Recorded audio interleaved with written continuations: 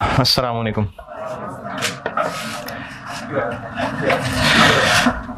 अच्छा, आप तो पुराने बच्चे हैं, आपको क्या तमीद मानना। दुरूद शरीफ पढ़ लें।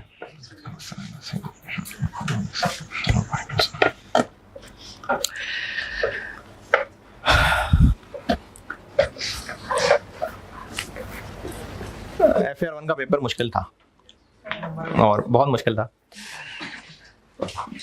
तो हो गया, आप क्या कर सकते हैं, हो गया अब जो होना था। वो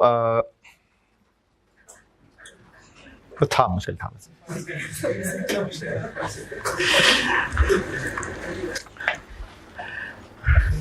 अच्छा, FAR 1 का पेपर मुश्किल पेपर था। तो उसका एक नुकसान ये होता है कि रिजल्ट से पहले पहले R2 में बैठ तो जाते हैं, लेकिन जहन अटका होता है कि पता नहीं छोड़ना ही पड़ जाना है, कंटिन्यू तो करना नहीं है। तो उसके लिए मेरा जनरल मशवरा आज ही बता रहा हूँ कि अगर किसी का FAR 1 रह भी गया, क्योंकि FAR 1 का एक मुश्किल पेपर था, अगर किसी का FAR 1 रह भी गया तो मेरा जनरल मशवरा ये होता है कि FAR 1 का FAR 2 के साथ चला लेना, यानी FAR 2 ड्रॉप नहीं करना। तो फिर यानी केस FAR 2 पढ़ना है, तो इसलिए आपने रिजल्ट से पहले भी पढ़ना ही है। वैसे तो रिजल्ट से पहले क्लासेस उतनी ज़्यादा नहीं है क्योंकि ईद की भी छुट्टियाँ आनी हैं बीच में, लेकिन आप FAR 2 को शुरू से पढ़ने की कोशिश करें। आप में कोई ऐसा नौजवान जो FAR 1 एक तो मुझे मिल गया था, और कोई जो FAR 1 भी पहली दफ़ा पढ़ रहा है और साथ ही उसने FAR 2 भी उठा लिया कि चलो FAR तो कॉमन ही है ना, आसान ही होगा। हाँ जी, कोई ऐसा है आप में से FAR 2 पढ़ रहा है और FAR 1 भी पहली दफ़ा पढ़ रहा है? सही है, एक था, उसको मुझे अलग से मिलकर बता दिया। ठीक है जी। अच्छा, वैसे तो मुझे शक्लों से अंदाज़ा हो रहा है, लेकिन कितने हैं आप में से जिन्होंने FAR 1 मुझसे नहीं पढ़ा हुआ? ठीक,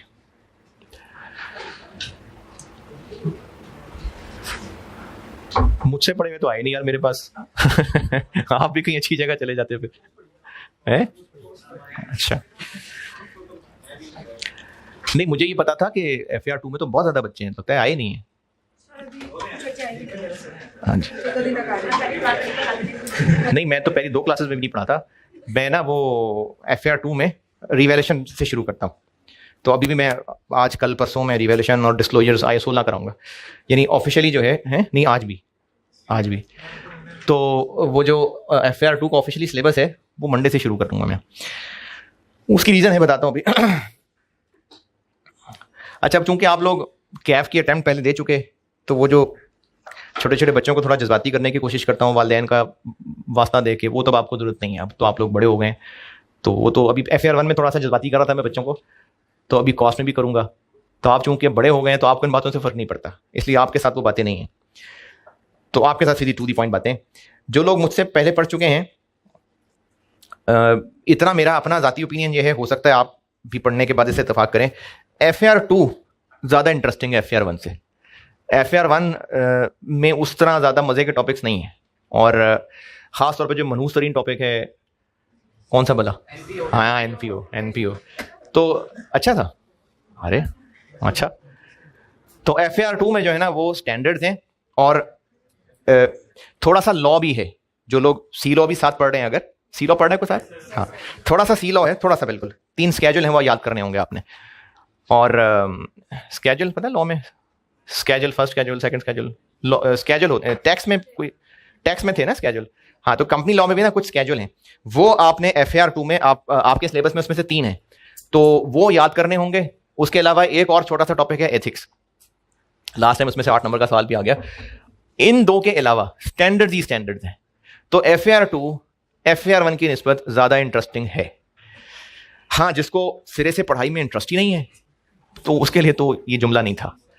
तो FAR 1 से बहरहाल FAR 2 ज़्यादा बेहतर है। मुझे ज़्यादा पढ़ाने में भी जो है ज़्यादा मज़ा वो FAR 2 में आता है। जिन्होंने पहले मुझसे नहीं पढ़ा हुआ, बल्कि खैर FAR 2 में तो सारी पहली दफ़ा ही आ रहे हैं, तो FAR 2 के हवाले से जो मेरे पास सारा मटेरियल है कि आपको जो पढ़ाना है, और जो तब मैं साथ लेके चलूँगा, या जो आपके साथ आपके लिए ज़रूरी है, बल्कि इससे पहले एक नसीहत करता हूँ फिर बताता हूँ।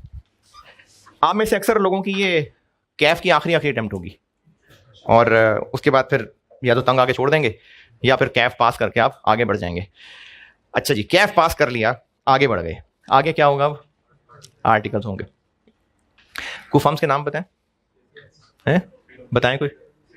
सबसे पहला ये नाम आना था, और KPMG, और EY, डेलॉइट तो कहाँ है, यहाँ है ही नहीं, और BDO, और हैं जी, अच्छा, और कौन से चौधरी? सैन चौधरी, हाँ ठीक है, और ग्रांट थॉरंटन हो गया, और हाँ रियाज अहमद। तो ये अभी आपको ये इनके नाम पता है, जब आप कैफ के बाद जूतियां घिसेंगे तो आपको कामरान, मजीद, बशीर, नईम, जुनेद सब पता लग जाएंगे। अब जो इतनी सारी फर्म्स हैं जिनमें से आपको ये 5-6 नाम ही आपको पता है, और यही हैं, यही मशहूर नाम, यही सबको पता होते हैं। उसके बाद जब ढूंढना शुरू करते हैं तो बाकी नाम पता चलते हैं। अब ना जरा थोड़ा सा रियलिस्टिक होकर प्रैक्टिकली देखते हैं। आप लोग अभी तक कैफ में पढ़ाई कर रहे हैं बिल्कुल एज अ स्टूडेंट, और उसमें आपकी मर्जी है 2-2 पेपर करके करने हैं, 3-3 करके करने हैं। आई कैफ ने 12 फार्मूला दिया हुआ है, वो 6 साल टोटल, कैफ के 4 साल हैं टोटल। अच्छा, वो आपकी मर्जी है, आपने क्या फार्मूले के हिसाब से लेके चलना है। तो वो उन्होंने फार्मूला दे दिया, लेकिन आप फुल टाइम स्टूडेंट हैं। उसके बाद जो आर्टिकल्स की लाइफ है ना, वो आगे फिर आपकी आगे पूरे प्रोफेशन उस पर डिपेंड करता है कि आप आर्टिकल्स में काम कैसा सीख रहे हैं, आप काम में कैसे हैं, फिर CFAP पास करते हैं नहीं करते, MSA करते हैं कि नहीं करते। तो अब आपका जो करियर बनेगा चार्टर्ड अकाउंटेंसी का, उसमें आर्टिकल्स बहुत मेजर रोल प्ले करने वाला है। ये जो 6-7 नाम आप लोगों ने फर्म्स के लिए हैं, और भी हैं, हर अटेम्प्ट में कितना स्टूडेंट कैफ कर रहा है आजकल अंदर, ऐसी एवरेज कितने को बच्चे पास हो जाते हैं? नहीं ज्यादा है, 600-700 से ज्यादा होते हैं मेरे ख्याल में। अरे नहीं भाई, मेरा ख्याल है 1000 की कम ही है शायद, 800-900, 800-900 चलो कह लो, 1000 कह लेते हैं, ठीक है जी 1000 कह लेते हैं। तो हर 6 महीने बाद 1000 बच्चा तकरीबन कैफ पास कर रहा है। ये जो बड़े बड़े नाम आप लोगों ने फर्म्स के बताए हैं, कितनी को इंडक्शन कर लेंगे इन 1000 में से? 200-300 मैक्सिमम, बस। बाकी लोग कहां जाएंगे? तो बाकी फर्म्स भी में जाएंगे ना।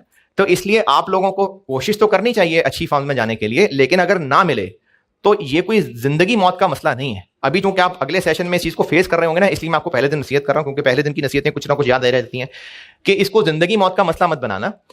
कोशिश जरूर करें, सबको ट्राई करनी चाहिए। जाहिर है अच्छी फर्म होगी तो अच्छा एक्सपोजर होगा, फिर आगे करियर में भी अच्छा चांस मिलता है, लेकिन ये जिंदगी मौत का मसला नहीं है। पास कर लें, क्वालिफाई कर लें, और आप काम में अच्छे हो, यानी आप पता लगे कि हाजी को बंदा है काम का, तो फिर इतना ज्यादा मसला नहीं है कि आप फर्म A से किए हैं कि B से किए हैं। बहुत ज्यादा फर्क नहीं पड़ता इस बात का। पड़ता है किसी हद तक, यानी कुछ मल्टीनेशनल कंपनीज होंगी जो प्रेफर करेंगी इन 2-4 नामों को, लेकिन मल्टीनेशनल के अलावा क्या दुनिया नहीं है? क्या चार्टर्ड अकाउंटेंट को रेस्ट नहीं मिल रहा है? तो इसलिए आपको ये बात अभी इसलिए बता रहा हूं क्योंकि आर्टिकल्स के चक्कर में मैंने लोगों को साल बर्बाद करते देखा है। कैफ पास किए साल हो गया है, क्यों जी पसंद की फर्म में नहीं मिल रहा, इसलिए आर्टिकल्स नहीं कर रहे। अभी तो मैं सुन रहा था शायद कोई रूल भी आ गया है, 6 महीने का आ गया है, अभी बस अफवाहें हैं, आ गया है। अच्छा किया है, वैसे अच्छा किया है, क्योंकि बच्चे 2-2 साल जाया कर देते थे, अपने जहनी मरीज बनना शुरू हो जाते थे।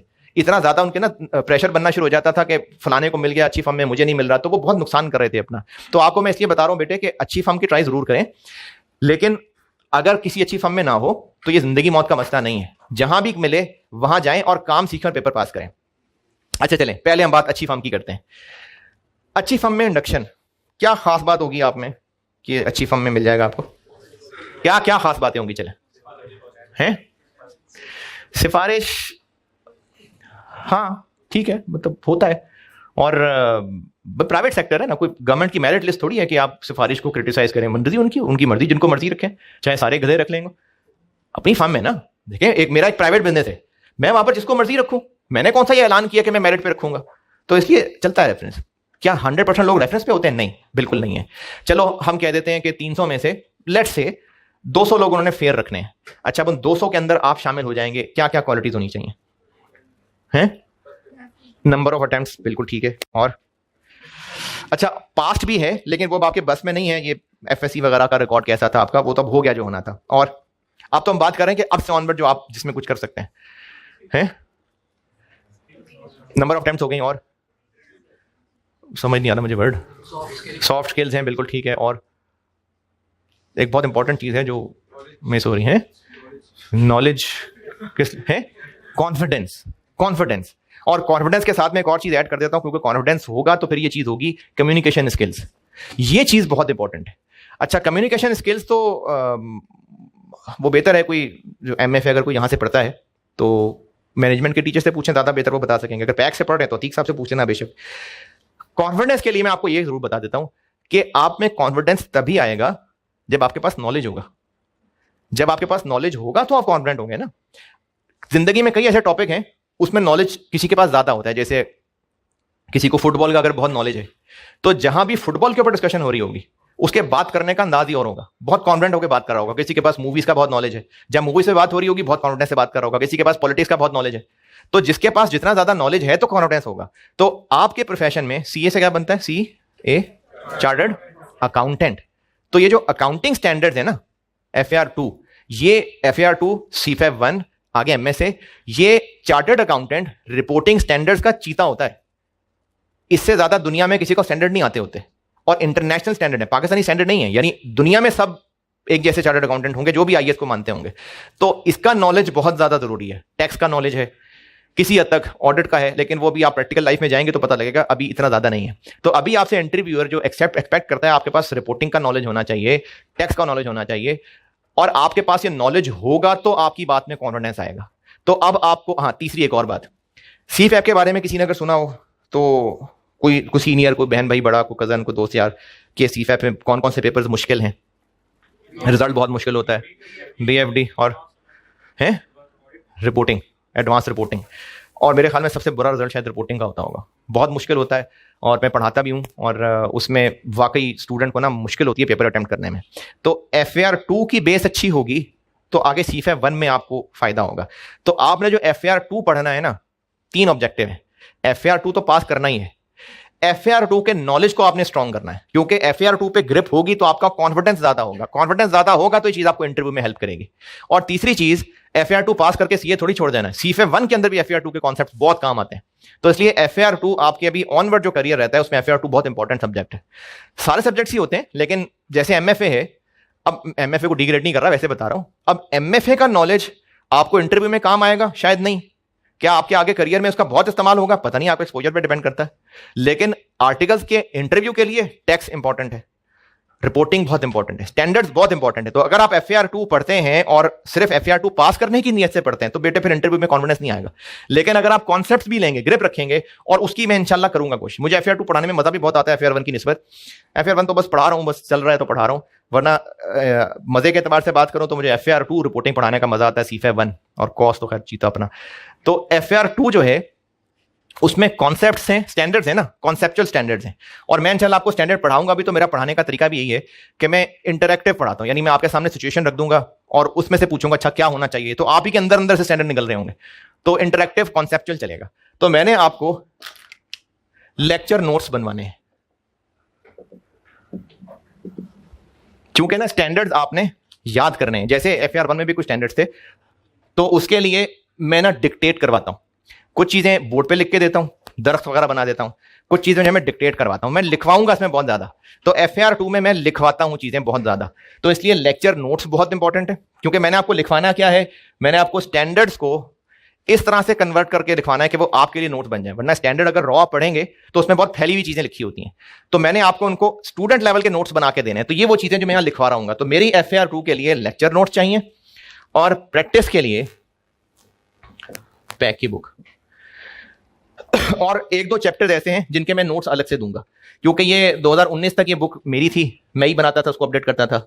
फिर मैंने जो 2 साल बीच में स्किप किया था, पैक में नहीं था मैं, तो उसके बाद फिर ये मिर्जा साहब ने बुक ले ली थी, तो उसमें उन्होंने कुछ चीज़ें फिर चेंज कर दी हुई हैं। तो मेजॉरिटी चीज़ें तो मैं उसी में से कराऊंगा, लेकिन 1-2 टॉपिक्स हैं उनमें मैं थोड़ा डिफरेंट स्टाइल से पढ़ाता हूँ, तो वो फिर मैं अलग से नोट्स दूंगा। लेकिन प्रैक्टिस के लिए यही है, पैक की बुक प्रैक्टिस के लिए, पास्ट पेपर्स की प्रैक्टिस भी इसमें सारी है, और कुछ खुद बनाए हुए सवाल भी हैं।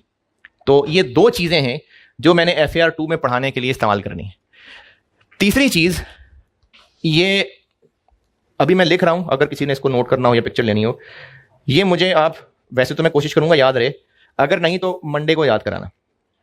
मंडे को उसके बारे में मैं कुछ बताऊंगा कि ये क्या है या इसका क्या करना है। और जैसे FAR 1 में होता था, यहां सामने स्क्रीन पे खोल लूंगा,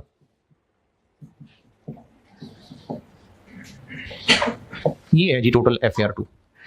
मैंने सारे के सारे स्टैंडर्ड्स आपको लेक्चर नोट्स बनवाने हैं, कुछ बुक से ही पढ़ाऊंगा, कुछ चीज़ें बुक से याद करने के लिए दूंगा, कुछ जो नोट्स हैं वो अलग से दे दूंगा, और प्रैक्टिस के लिए पैक की बुक के सवाल हैं, और IFRS मंडे को याद कराना, और MCQs ICAP की स्टडी टेक्स्ट है। और जिन्होंने FAR1 अभी दिया है उनको तो अभी याद भी होगा, 2 हफ्ते पुरानी बात है। 2 सेक्शन होते हैं इसमें भी, 50-50 नंबर। 50 नंबर में शॉर्ट क्वेश्चन MCQs और 50 नंबर में बड़े बड़े सवाल, बड़े बड़े से 18 नंबर, 17 नंबर, 15 नंबर। तो इसमें भी बिल्कुल ऐसे ही है। ये स्टडी मटेरियल से रिलेटेड आप बताएं, कुछ पूछना है तो फिर मैं आगे चलता हूं। फिर यहां तक बताएं, कुछ सवाल पूछना है तो। और मेरे ये नोट्स से रिलेटेड, लिखवाने से रिलेटेड, पढ़ाने से रिलेटेड कोई सवाल, परेशानी, तकलीफ, कंफ्यूजन?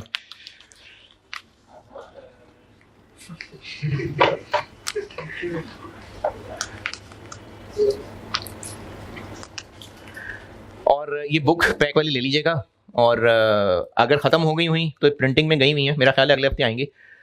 अगर तब तक नहीं आई हुई और मुझे सवालों की ज़रूरत पड़ी तो जो जो सवाल मैंने कराना होगा ना, फिर मैं क्लास में कॉपी दे दूंगा, यानी क्लास वर्क होमवर्क जो करना होगा फिर मैं कॉपी दे दूंगा जब तक बुक नहीं आती। और ICAP की जो स्टडी टेक्स्ट है ये तो आप डाउनलोड कर लीजिए, ये पिछले साल ही इन्होंने रिवाइज की थी। सिलेबस में कोई चीज़ नहीं है, कोई अगर FAR2 रिपीट कर रहा है तो, क्योंकि अभी तक सिलेबस ICAP ने अनाउंस ही नहीं किया, लेकिन थोड़े रिसोर्सेज से ही आइडिया होता है कि चेंज कोई नहीं है। तो जिन्होंने अगर लास्ट टाइम भी पैक की बुक ली थी, ठीक है। इससे रिलेटेड कुछ पूछना है? कोई तो परेशानी होगी, कुछ तो पूछना होगा। किसी ने कुछ नहीं पूछना? टोटल कितने लेक्चर? इस पे आता हूँ अभी, बहुत ज़रूरी इंपॉर्टेंट सवाल है, इस पे आता हूँ अभी। ये स्टडी मटेरियल ओके। अब आते हैं जी कि नंबर ऑफ क्लासेस कितनी। FAR2 में मुझे तकरीबन 110 क्लासेस लगती हैं, 115, और ये डिपेंड करता है क्लास की परफॉर्मेंस के ऊपर, लेकिन 110 क्लासेस, 115 क्लासेस लग जाती हैं। इस दफ़ा कोशिश करूंगा थोड़ा खींच के 105 तक ले आऊँ, लेकिन उससे कम में मेरे लिए मुमकिन नहीं है।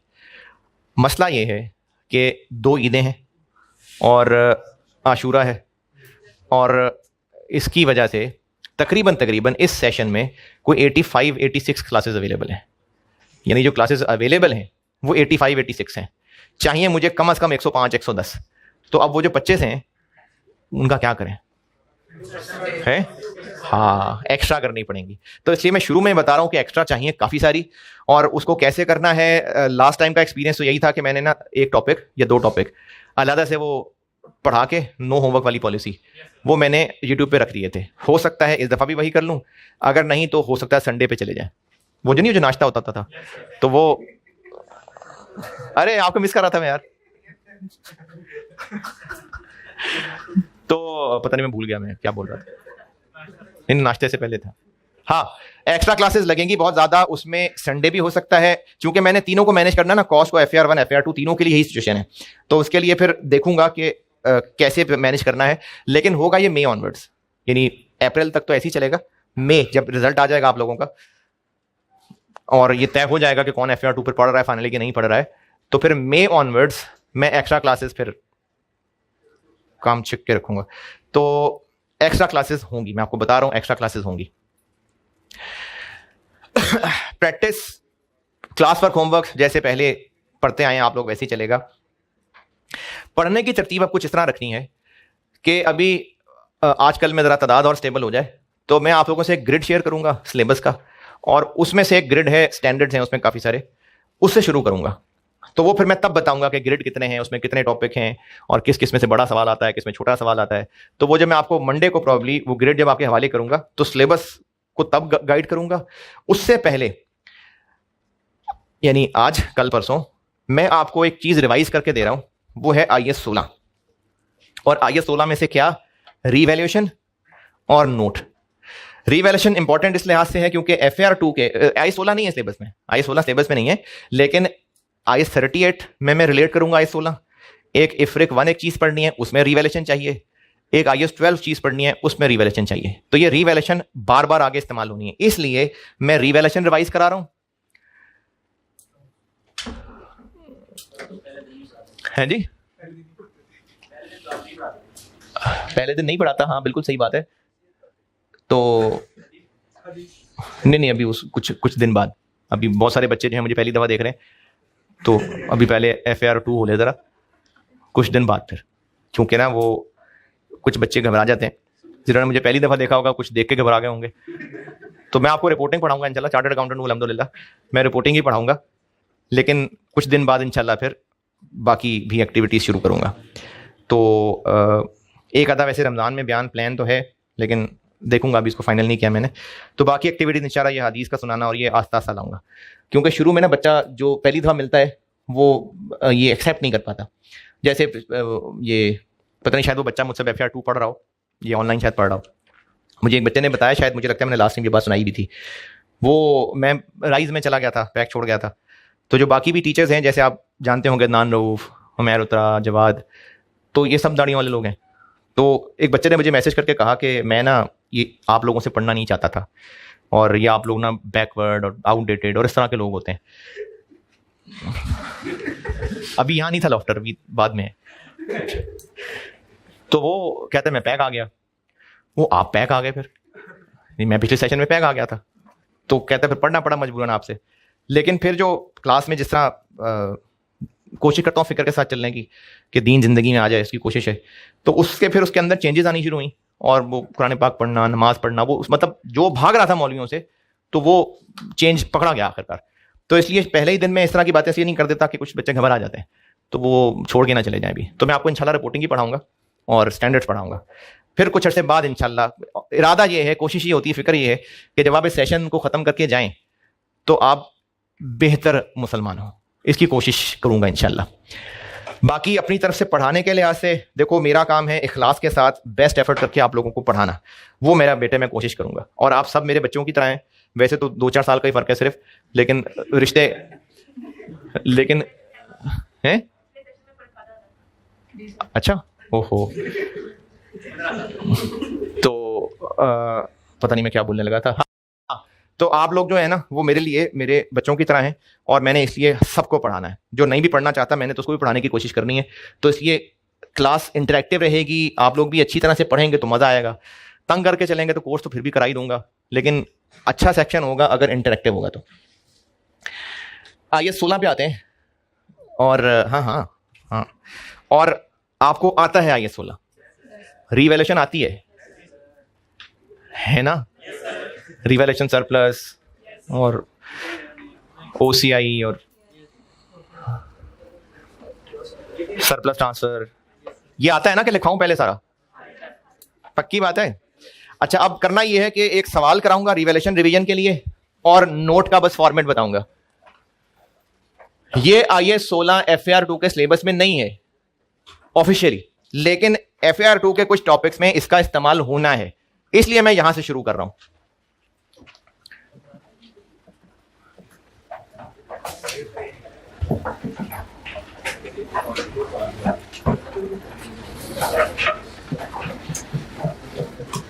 रिवैल्यूएशन और नोट ये कर रहा हूं मैं रिवाइज।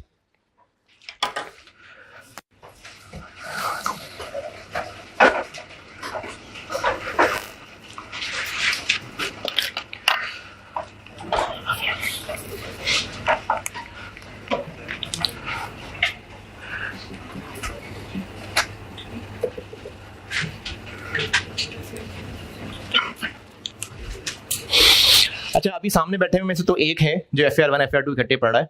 ऑनलाइन में हो सकता है कोई एक से ज़्यादा लोग हों, तो ये जो मैं IAS 16 कह के रिवीजन करा रहा हूँ, ये आप लोग FAR2 में ना पढ़ें ना, आप ना देखें। आप ये मैं उनकी बात कर रहा हूँ जो FAR1 FAR2 इकट्ठे पढ़ रहे हैं। जब FAR1 में चीज़ तफसील से पढ़ी गई तो आप वहीं पर पढ़ लेंगे इसको। रिवैल्यूएशन से शुरू कर रहा हूँ, और खुदा के लिए रिवैल्यूएशन आती है ना?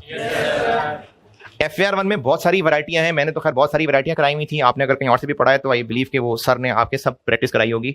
उतनी तफसील में नहीं जा रहा मैं, इतना टाइम नहीं है हमारे पास। मैं सिर्फ एक मुनासिब सा फुल फ्लैश क्वेश्चन गुजार रहा हूँ। रिवैल्यूएशन अपवर्ड भी होगी, डाउनवर्ड भी होगी, एसेट बेच भी देंगे, सरप्लस ट्रांसफर भी हो जाएगा, ताकि एक तो वो जो मैं टेबुलर वर्किंग बताता हूँ ना वो आपके सामने ले आऊँ, क्योंकि मैंने वही वर्किंग आगे मैंने IFRIC 1 में यूज करनी है, वही वर्किंग मैंने IAS 12 में यूज करनी है। तो इसलिए वो वर्किंग सामने ले आऊँ। आपने हो सकता है वैसे ही पढ़ा हो सकता है किसी डिफरेंट तरीके से पढ़ा हो।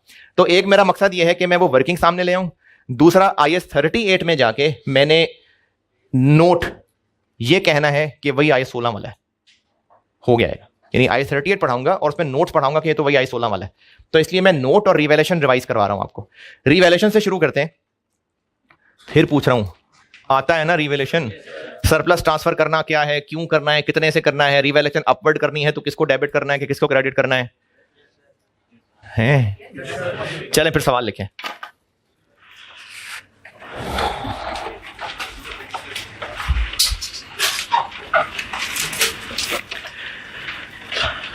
Cost of building, cost of building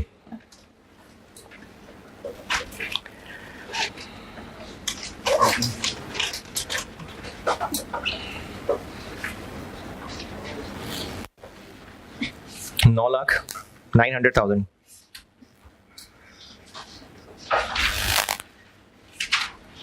date of purchase, cost of building बताइए मैंने 9,900,000। Date of purchase 1 January 2015।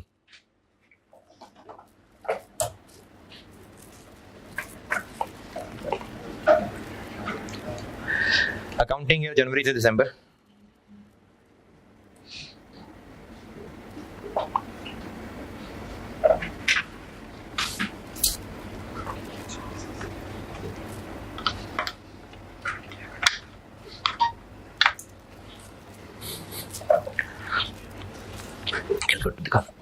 Calculator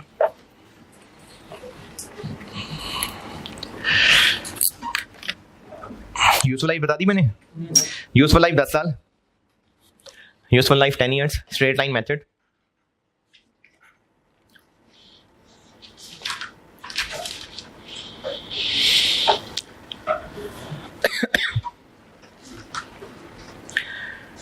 Building was revalued as follows. Building was revalued as follows.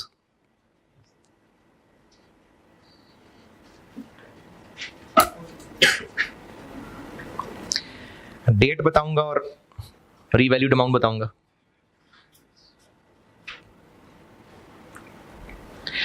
Thirty first दिसंबर 2016, 31 दिसंबर 2016। तब भी मैंने ये डेटा बताया था। अरे वाह, नहीं अब चेंज कर देता हूँ मैं। हाँ, 784,000 784,000।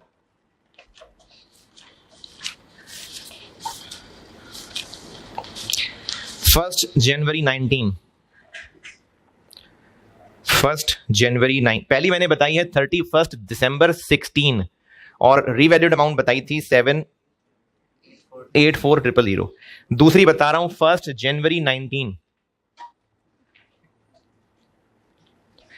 498,000 498,000 498,000। और तीसरी लिखें 31 दिसंबर 20, 31 दिसंबर 20, 380,000 380,000 380,000।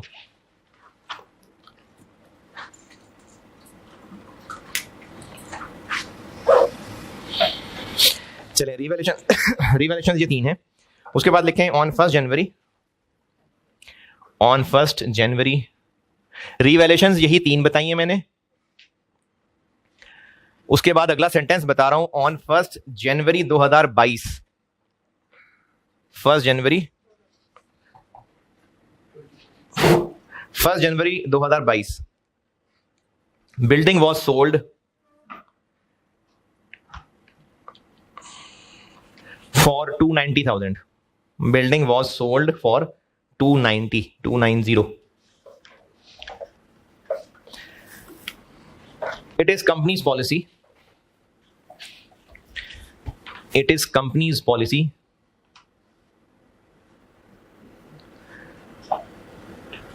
to transfer incremental depreciation It is company's policy to transfer incremental depreciation to retain earnings every year.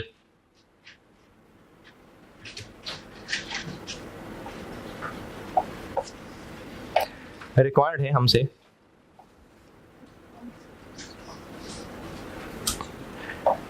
सारी जनरल एंट्रीज परचेज से लेके सेल तक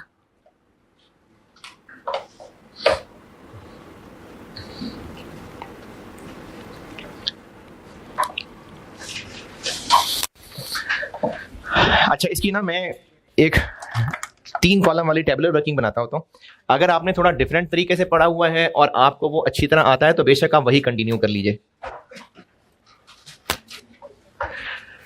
वर्किंग में सामने बोर्ड पे कर रहा हूं, एंट्री ज़बानी बोलूंगा। अच्छा, अच्छी प्रेजेंटेशन ये है एग्जाम पॉइंट ऑफ व्यू से कि जो सवाल की रिक्वायरमेंट है वहां से आंसर शुरू हो, वर्किंग्स उसके बाद हो। लेकिन अभी ऐसी बस हम रिवीजन कर रहे हैं तो अभी बेशक आप वर्किंग से शुरू कर लें, एंट्रीज बाद में कर लेना। मैं वर्किंग करूंगा बोर्ड पे और एंट्रीज ज़बानी बोलूंगा। डेट, थोड़ी सी अंग्रेजी और रुपीस के आगे 3 कॉलम, एक एसेट को शो कर रहा होगा और 2 रिवैल्यूएशन वाली चीजें, यानी जो सरप्लस में जाना है वो और जो P&L में जाना है वो। तो ये 3 कॉलम में बनाता हूं वर्किंग में। आपने अगर इससे डिफरेंट कुछ पढ़ा है और वो अच्छी तरह आता है तो आप वही कंटिन्यू कर लें। डेट, थोड़ी सी अंग्रेजी और रुपीस के आगे 3 कॉलम, एक एसेट का और 2 रिवैल्यूएशन वाली चीजें, यानी रिवैल्यूएशन सरप्लस डेबिट क्रेडिट या P&L डेबिट क्रेडिट।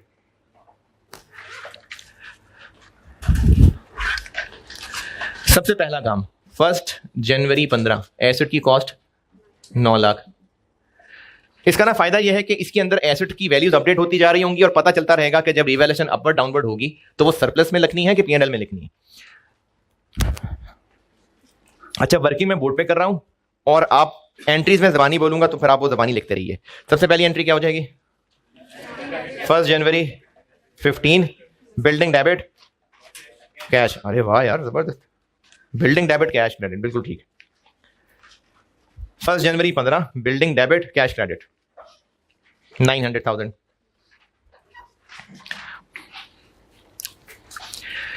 फिर ईयर एंड पे क्या होगा? डेप्रिसिएशन चार्ज हो जाएगी। तो जब डेप्रिसिएशन चार्ज होगी तो 31 दिसंबर 15, depreciation debit, accumulated depreciation credit 90,000 और ये वर्किंग साथ अपडेट हो जाएगी हमारी 8-10।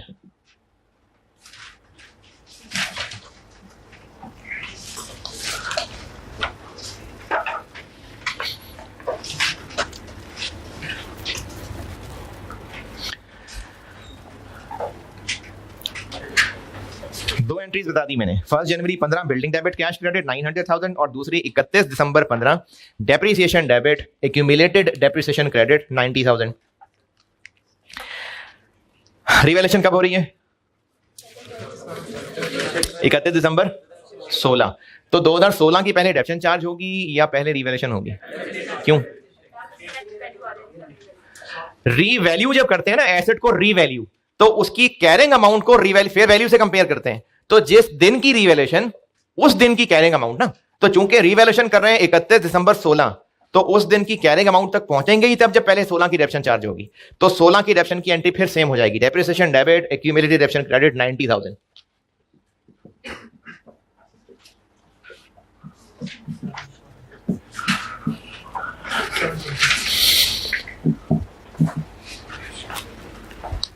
इकतीस दिसंबर 16 depreciation debit accumulated depreciation credit 90,000।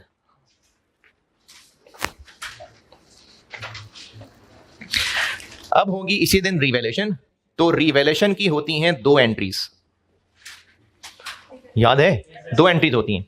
एक होती है एक्यूमुलेटेड को एलिमिनेट करना और फिर उसको एलिमिनेट करके जब एसेट बुक वैल्यू तक पहुंच जाता है तो उसको फिर रीवैल्यू करना होता है। रीवैल्यू करके कहां तक पहुंचाना है? 784।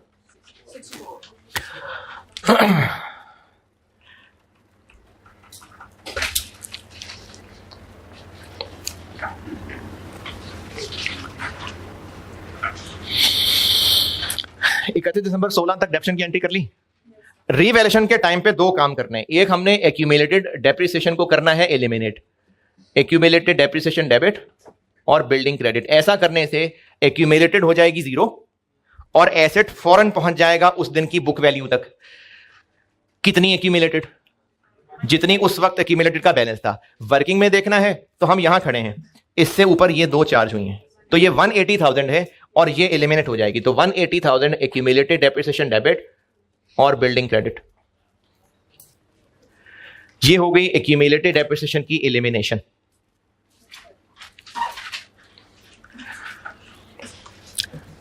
दूसरा काम, बिल्डिंग को 720 से रीवैल्यू करके 784 तक लाना है, बढ़ाना है। तो एसेट बढ़ेगा तो डेबिट होगा, तो बिल्डिंग डेबिट हो जाएगी 64। क्या क्रेडिट होगा? रिवैल्यूएशन,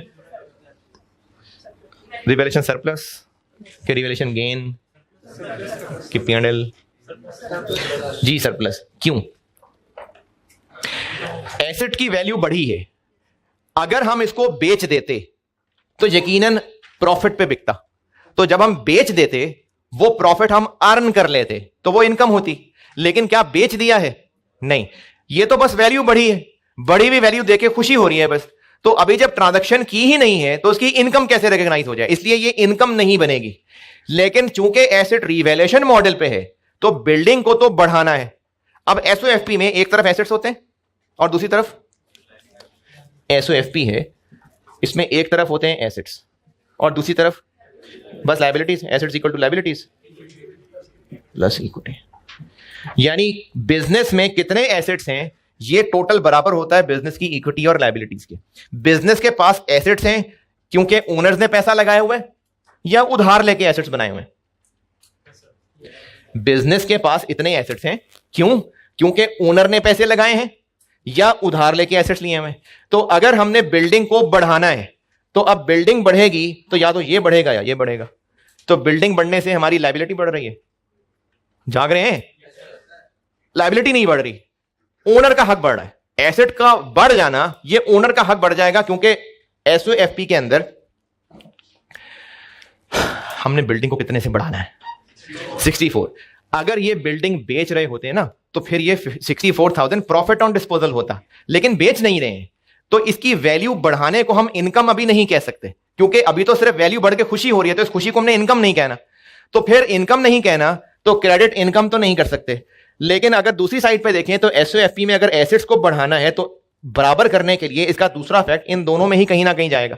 तो बिल्डिंग की वैल्यू बढ़ने से इसका कोई ताल्लुक नहीं है, इसलिए ये खुशी ओनर्स की इक्विटी को बढ़ा देगी और इक्विटी बढ़ती है तो क्रेडिट होता है। और इसके लिए जो नाम इस्तेमाल होता है वो रिवैल्यूएशन सरप्लस का नाम इस्तेमाल होता है।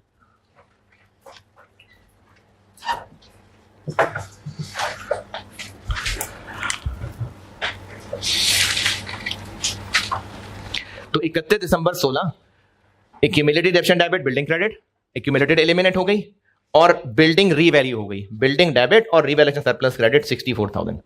और इसको हम अपनी वर्किंग में इनकॉर्पोरेट कर लें तो 64,000 यहां एसेट बढ़ गया और सरप्लस में हमने 64 और लिख लिया। तो एसेट का कॉलम पहुंच गया 784 तक और सरप्लस का पहुंच गया 64 तक।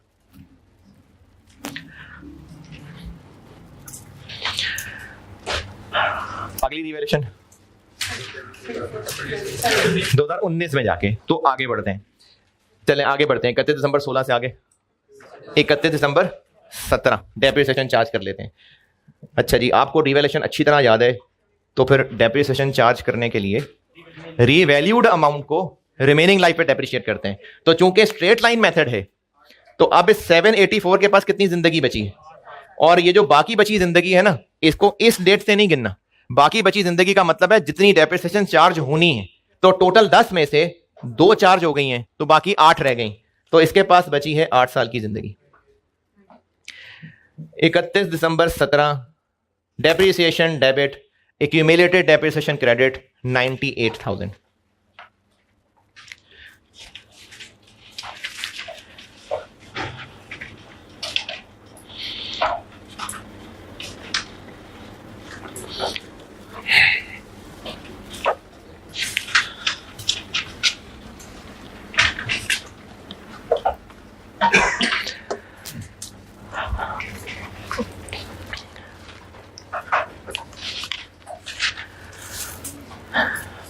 फर्स्ट मॉडल पे रहते तो डेप्शन कितनी चार्ज होती? 90। रिवैल्यूएशन अपवर्ड होने की वजह से डेप्शन ज्यादा चार्ज होने लगी। कितनी ज्यादा? इसको कहते हैं इंक्रीमेंटल डेप्रिसिएशन। तो इस इंक्रीमेंटल डेप्रिसिएशन को सरप्लस से रिटेन अर्निंग्स में ट्रांसफर भी किया जाता है ना? क्या entry? Surplus debit retain earning credit. तो 31 दिसंबर 17 डेप्रिसिएशन की एंट्री अगर कर ली तो साथ एक और एंट्री हो जाएगी, revaluation surplus debit retain earnings credit. कितने से? 8000 से। Revaluation surplus debit retain earnings credit 8000। और इसको वर्किंग में एडजस्ट करेंगे तो यहां एसेट रह जाएगा 686 56।